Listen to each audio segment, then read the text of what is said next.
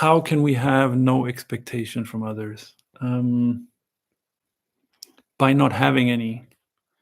That would be the simple answer. It's honestly, it's the kind of question. It's a bit like if you have a backpack on your back, and then somebody asks you like, "Oh, how do you take that off?"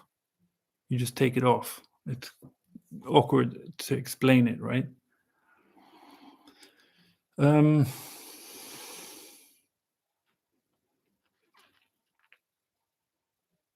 I think it's just it's like a thing of to deal with one by one. So if you see that you with a particular person you have some conflict, there's some issue going on, there's expectations, then you check why that.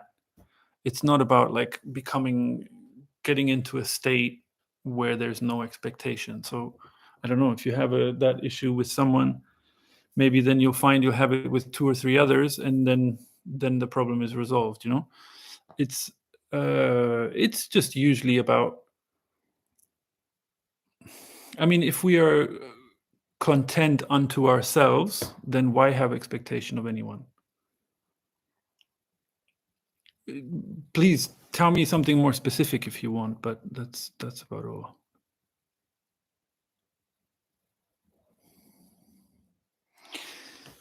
Like kids have expectations from parents or vice versa. Yeah. Okay, I don't know about kids having expectations from their parents. Don't know what that would look like, honestly, but I guess maybe it's the same dynamic the other way around. Yeah, parents having expectations from their children is basically to do with them wanting their children to be an asset to them. Yeah. It's all about how we are seen. It's going to be an ego dynamic of some kind, and what the ego wants is to be seen. So the ego, the way I talk about it, is that which wants to be seen. Okay, so parents want their children to behave in a certain way that would reflect well on them, right? So that the children bring honor to the family, that they bring respect to the family, that they bring a good eye onto the family, so that they are seen well. Yeah. So to sort of reject that whole dynamic, that whole thing of what will others say, and it's a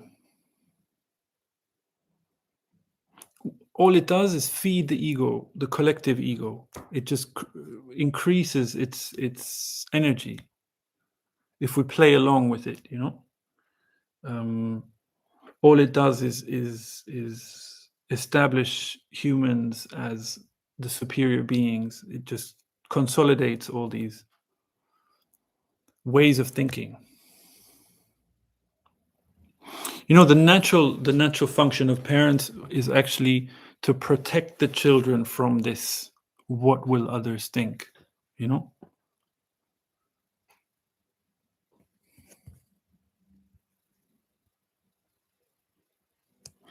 if my kids think I'm a bad mother, why would that happen? Wow, I don't know. It could be any dynamic. No, it could be, depends how seriously, how old the children are, like in the sense of like, is it just in their teens, and they say they have some, they don't like being told no about something, and then they say, oh, I hate you? Or is it something more serious? It depends on the dynamic, on the situation. Teens, yeah, okay, teens will often rebel against their parents, no. um, I don't know. It really depends. Each case is completely unique. There's no general thing to answer. Why would that happen? It totally depends on your circumstance.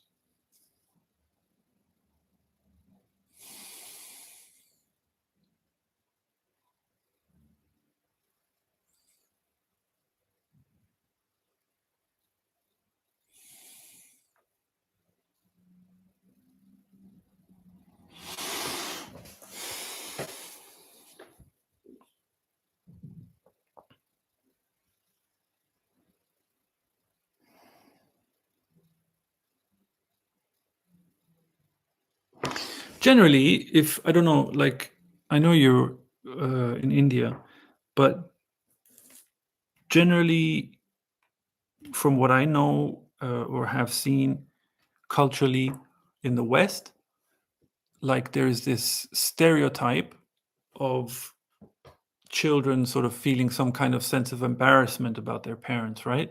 Like, don't embarrass me, dropping me off at school after a certain age or something like that.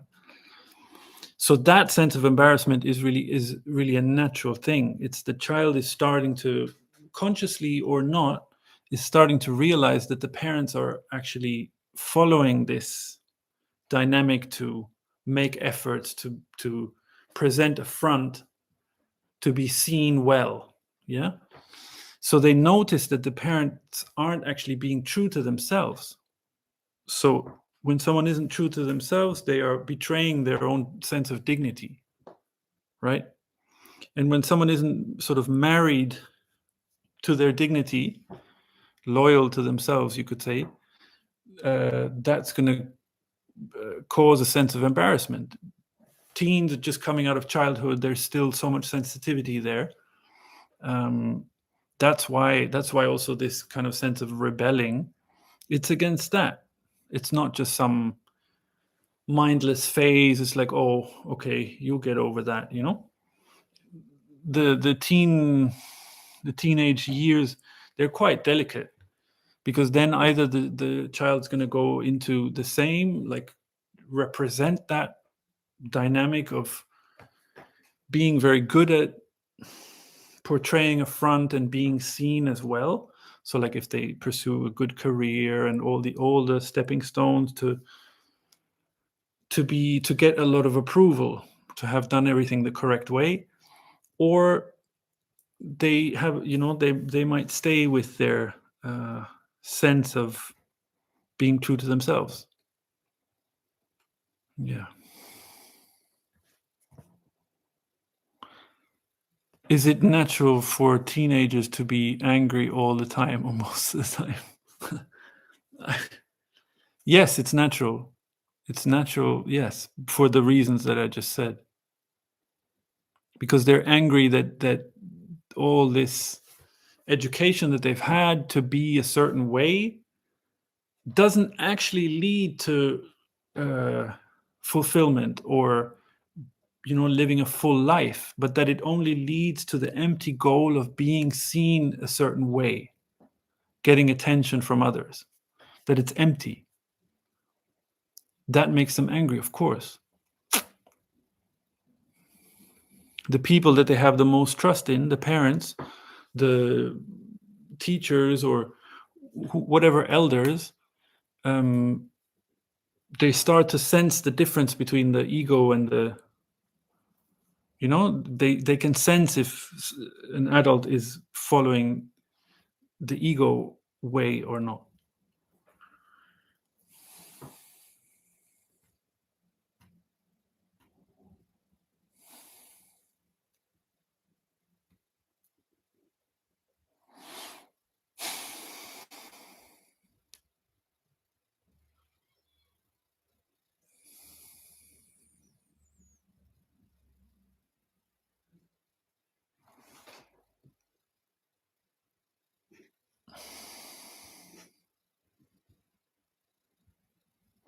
Hey, Michael, how did you decide on your channel name? What is as it is, right? Yeah.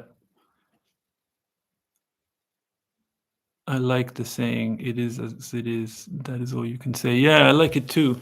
I don't know. It just came to me. I even went to change it a couple of times. I thought maybe I'll think of something else, but it just didn't feel right to change it. So I just kind of left it. To be honest, I don't like.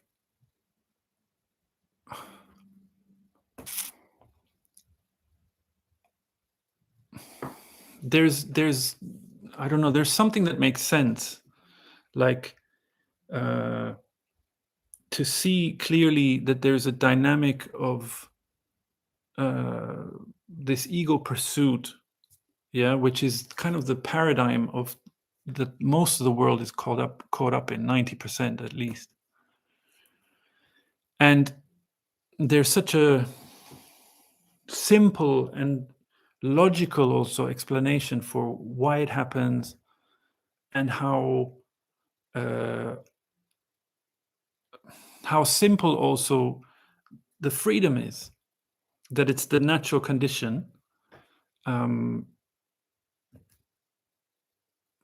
but in a very down to earth kind of way, not in some metaphysical, spiritual kind of way, you know, very easy, like this this abyss, this kind of chasm that seems to exist between freedom and not freedom, um, which seems so unbridgeable. Like, why am I not? Haven't I got it? Or yeah, this step from one to the other, just as a picture, it seems so unbridgeable, but it's not. It's very seamless. The whole dynamic, the way it works. So, and then the kind of the relaxation of what the natural situation is. It just seemed like what is as it is just seemed like a seems to encompass that simplicity, at the risk, of sounding a little bit like so many other people who talk about non-duality in the vein of Tony Parsons and etc. With the with appearances, and appearances arising, and no self, like no one there, and all that. And then there slowly there's this taboo that's developed around saying I or me, or so. I did think that the channel title sounds a little bit like that. Not that at the core there's anything wrong with that way of speaking. Obviously there is great insight in it, but the school of thought that it's become is I find it a bit unsavory, to be honest, because it's becomes a bit of a dogma in so many cases of people who talk about it.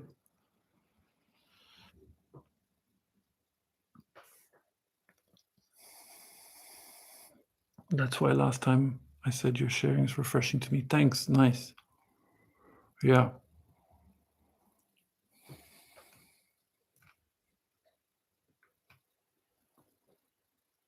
Hey, Jennifer. No problem. I'm glad it's helpful. I agree about this no self idea. It's kind of scary in a way. I mean, practically. No, it's not really. It's not. It really, first of all, it's all down to how we define something, right? So if the self is the unique configuration of, like, you have expressions of this one energy, or call it emptiness, or this singularity, yeah, this undivided energy. If you strip it down, we can talk about energy. We can say there isn't nothing, there is energy. Even Tony Parsons will talk about energy, right? So energy, we'll agree to start with energy.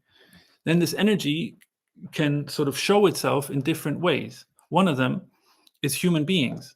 And if each expression of this life, humans or otherwise, is unique anyway, then for a human to talk about a self as their unique expression is totally fine. Now, if we have because we have such an investment from a young age to create a false self, I would call that the ego. An image, it's just a collection of images, okay? The actual self, there's no image about that. It's just what it is. It's animal in nature. That's what it is. We're mammals, yeah? We're one of the animals, equal to all others, to all. There can't be any inequality. It's not possible. If there's energy, how could you say that some energy is higher or better or something like that? It's not complete nonsense. So the very simple, logical things already, that blows so many things out of the water so easily. So no self just means that whole construct of images that we have about ourselves, the way we try and project ourselves outwardly, even the effort to project ourselves, which is completely unnecessary. But we think we have to kind of suffice, we have to cope in the real world, and all that effort creates like a false self. And if that's not there, that's freedom. It's not scary, or at least, okay, then in that case, the shock of that not being there, not being real, not being true, is a good thing, is a healthy thing.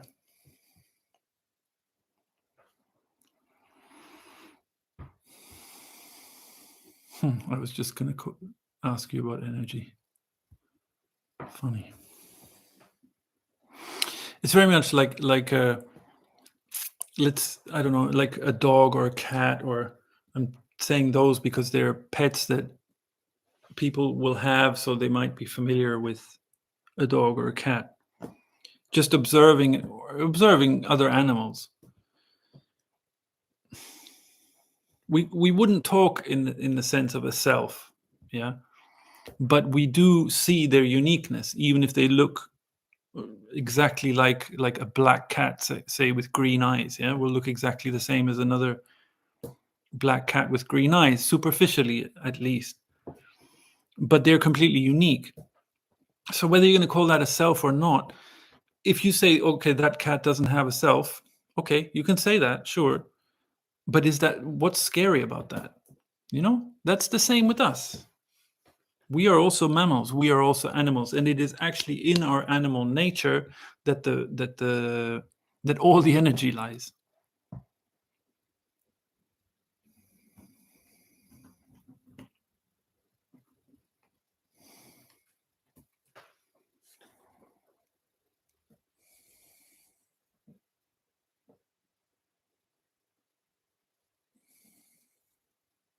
But we just make so many myths out of everything. So in Indian culture, for example, you have the Kundalini energy, right, which is defined as the sexual energy. It's really the animal energy. It's what the Chinese would call qi. Yeah, that's the life energy.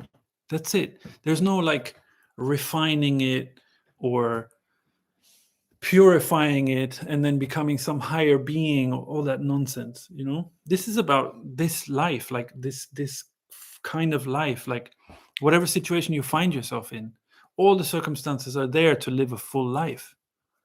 There's no need to refine anything or elevate or purify or sophisticate, or all this nonsense through discipline, this, that. All those efforts are to create an image of perfection, or a whole collection of different images, as long as it reaches to some kind of, the higher the better, because then we will be seen as good and pure and everything. And it just takes a second to think, like, why would that kind of dynamic, even that kind of trajectory, even take place? There has to be something that's trying to compensate for. So what is that? Okay, well, this end of that trajectory are assessments about our nature, that it is somehow lower or evil or dirty or earthly, so unspiritual, but that never gets talked about. It never gets thought about, and it's left out of most discourses, including the discourse of non-duality. Like the talking about non-duality gets kind of adapted to this common pursuit of this trajectory towards some kind of higher elevation or perfection or something. So it's like this non-duality discourse, in so many cases, in most cases, becomes like just one, how do you say, like one variation of that. Yeah, still there's somehow, like, now there's a pursuit to get rid of a self, or to see that there's actually no self, or waiting for the self to fall away and all that, even though it's never been real in the first place. And there's still a pursuit towards what we call enlightenment, just like in spirituality. So it really, I don't know, to me it just makes sense to really look at what's at the root. at the root is that things the way they really are, the natural condition. So what is that? I don't know, but it's worth finding out. It's that life is already full, that we already have the blueprint, we are already completely equipped and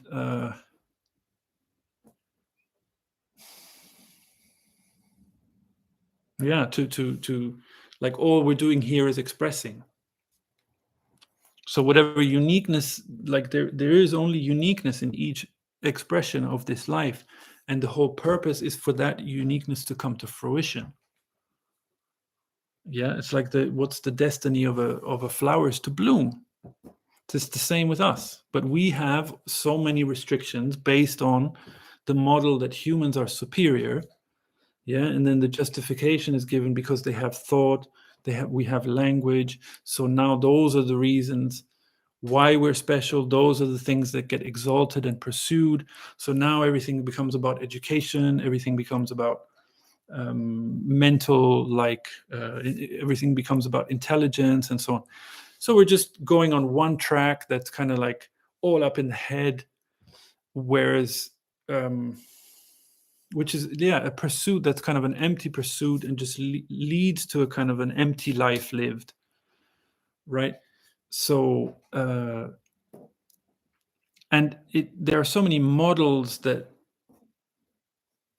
abstractions, like for example that the nature of things is somehow lower or earthly or dirty or evil or something, right? So yeah, these are all justifications to exalt humans as superior, or as the most sophisticated creatures of creation, as the most sophisticated expressions of God. Yeah. So this huge complexity, just to sort of, just for some glory, self-glory. So it's much more about the self-importance not being true or having no basis rather than no self.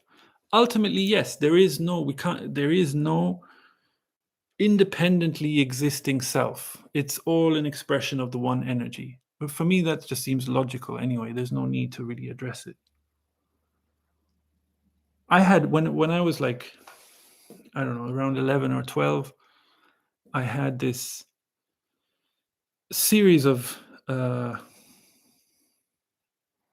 nights where I would just, before going to sleep, I would see things inwardly. Like I would close my eyes and it would just be dark, obviously, with the room also being dark. And then I would wonder what's in, like, how deep does that darkness go? What's down there? Like, what's in there? So I would always try and go there. And then soon, even within a day or two, I think, I started to sort of see things. And one of the things was that there is really no self. Yeah. It was like I was observing like history, wars, and all these things that go on. And then suddenly whoosh, that went away. So then somehow it was intuitively clear that nothing ever happens, nothing ever did happen. That there is just like a now, let's say, which is everything. There is no, like, everything's happening at the same time. There's no time really. And then everything just disappeared, and it was also clear that there was no self. So they're like personal, for me, personal experiences, you could say. But okay, so it was like seeing that. Okay, now what? Now there's a life to live, you know. So for me, the discussion or trying to prove or trying to go on about the fact that there is no self, it's just not very interesting. It's like, okay, yeah, that's all right, that's true, that's fine. But for me, it's more interesting to look at what prevents us from just expressing and living a fulfilled life. That's all.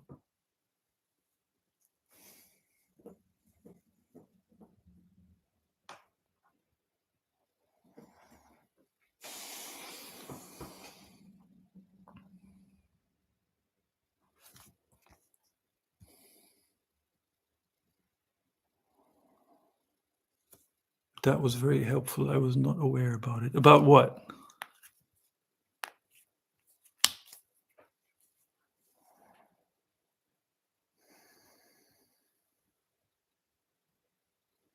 You know, when we say something is scary, like no self being there is scary, the only place where, like, where that fits in is that the once we don't follow the this ego dynamic anymore, right?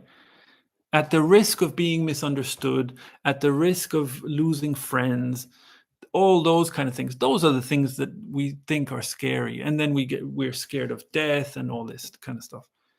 It's just based on false beliefs, and the fear is really like the dynamics of this collective, let's say, ego. Yeah. uh, it has an interest to keep you afraid because it has to be upheld. It needs so much energy, so it needs life force. So everyone who conforms to it is giving their energy to it, is upholding it. And the only thing you can do is to withhold the energy or bring it back. It snaps back anyway if certain things are seen through, you know? So, and okay, it takes maybe here and there, it takes a little courage. Like if you face someone who's aggressively trying to make you conform in a certain way, you might have to say no. There might have to be some little bit of courage. But it's really there's really an interest to keep you scared. Yeah, that includes everything. It includes the fear of death. Like, look, if you live for yourself, if you think for yourself, you might get left alone, and then the fears come up of like dying alone and all that. So they are really it's the natural thing anyway. We get born alone, we die alone. It's completely natural. There's nothing scary about it. But there's an interest had that you do stay scared about it, because then you prevent yourself from living your own life, really.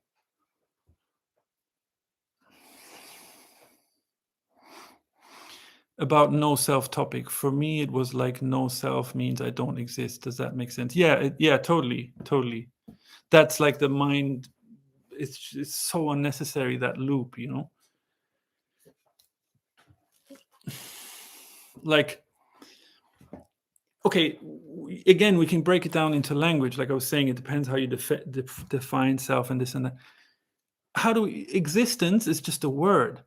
Yeah, but your sense of whatever, ultimately it doesn't even matter. It doesn't even matter, like, is there existence, is there not existence? It's just, things are just as they are. Like, however you live your life, if you do so without kind of this ego ambition, it just is what it is. But it's really a mind game to, like, I don't exist. So then who is the I? And if I really didn't exist, would I even be conscious to be able to say it and stuff like that, you know? So it's, yeah, unnecessary. Don't give yourself a headache with stuff like that.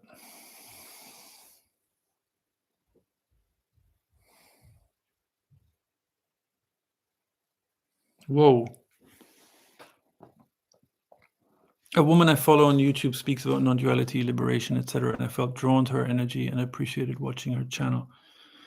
Now she talks about New Earth, dark entities, Antichrist. She seems very sincere, but I'm not sure all these concepts are necessary. Yeah,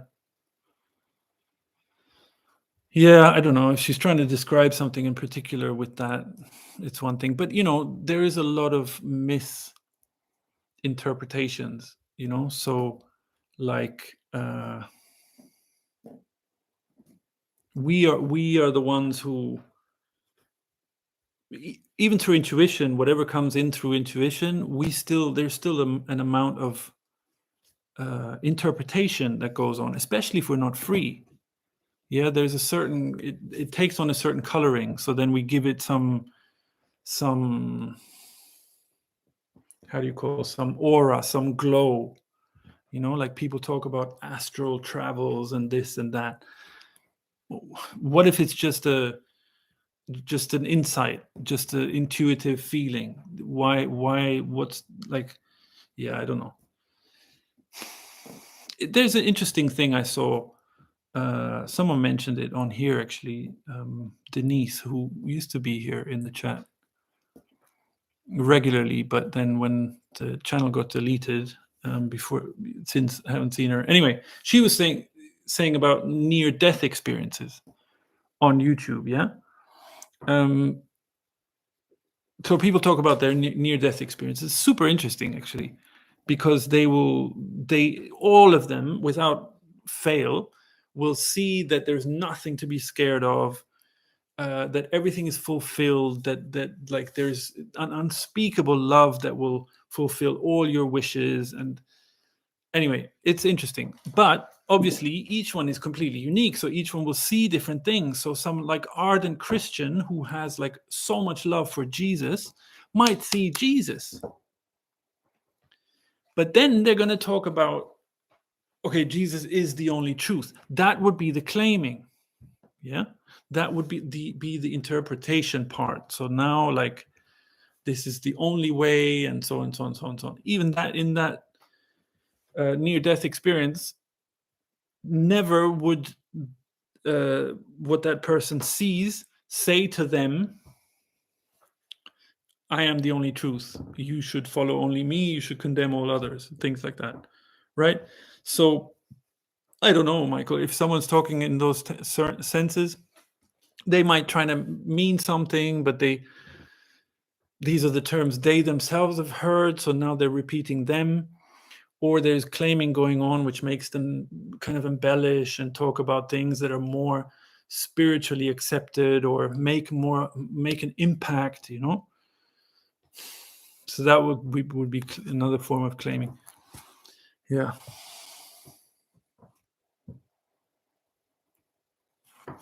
Okay. Thank you also for the conversation. I'm glad you enjoy it. I also enjoy talking about it. Having these conversations is good. It's obviously easier and in person, but yeah, still we have this amazing technology.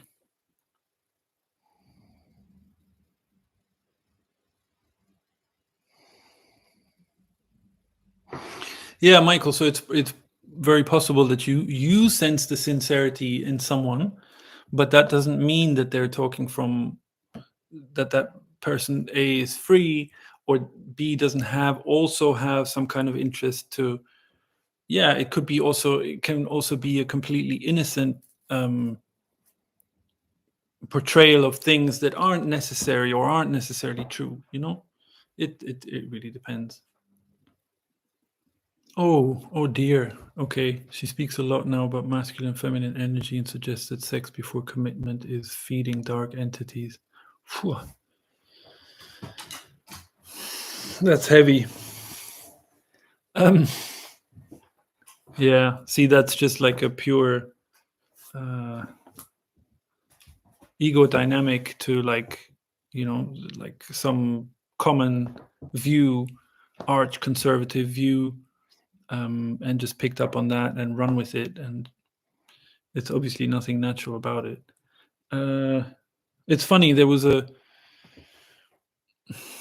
until recently, I the comments were on YouTube videos, yeah. So someone commented on something. I said something about feelings being where the intuition is at, or where the life freshness, the life energy is at. And then someone commented saying, like, no, emotions, or I wasn't talking about emotions, I was talking about feelings, but they were saying, oh no, emotions are like a negative female energy, and then writing like how it actually is and this and that. So quickly I disabled comments because there were so many coming from that particular person, because I answered back,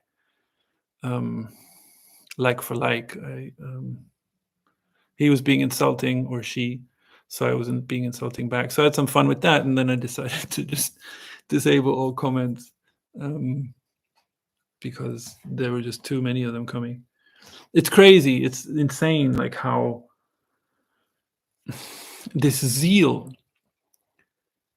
this zeal for portraying oneself as right in some way. Yeah, why? To be seen as good, because to compensate for like a kind of an abyss deep sense of lack of self-worth. So the more acute someone's zeal is, the deeper is that underlying sense of loss of self-worth or lack of self-worth. Derek's, hey, but still some comments were useful and interesting. Yeah, on the channel. What in particular do you mean? Yeah, ultimately I couldn't be bothered with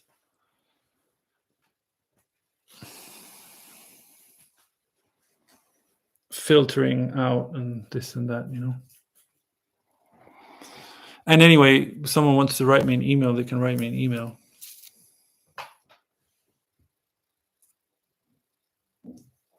When I was binge watching Non-Duality speakers in 2022, I got into leaving a lot of comments. I like what you share about attention seeking. I don't leave as many comments anymore. Yeah. It's nice to notice those things, And obviously it doesn't mean that leaving comments per se would be necessarily attention seeking either.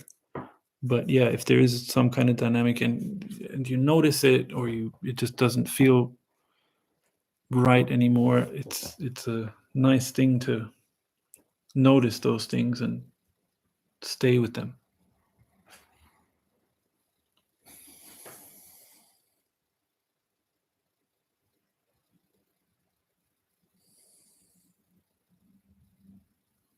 I don't know, personally, I just don't feel like reading abusive comments and then deciding to delete one by one and things like that. That's all. But yeah, when I had the other channel before it got deleted, there were some really nice comments as well. That's obviously nice, but yeah, it's a strange world. It just shows how idiotic a lot of people's attitudes are. All this world of trolling.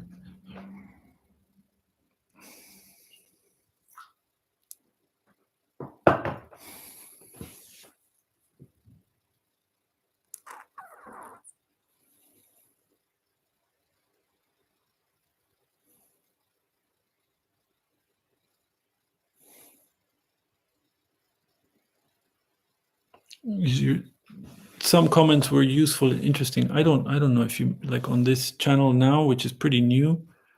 I don't remember there being any apart from these that were getting a bit abusive. Maybe you meant the old channel. I don't know.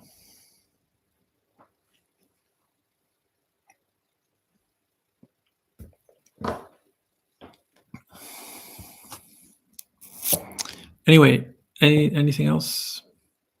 It might be a bit. I think there's a bit of a delay here with the chat, so I'll just wait a minute or two.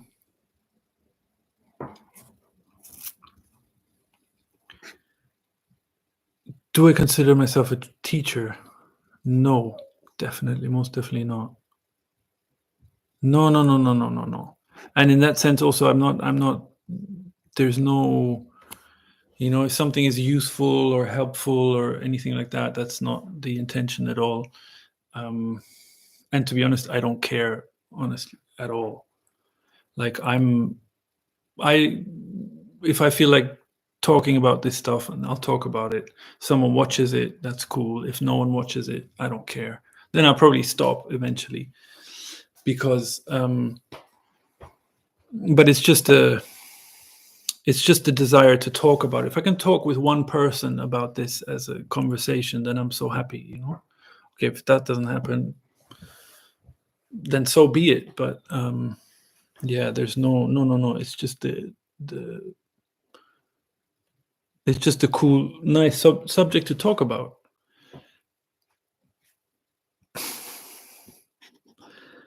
Thanks, Jennifer. So are you. Hey, Michael. Do we make life changes? Oh, that's interesting.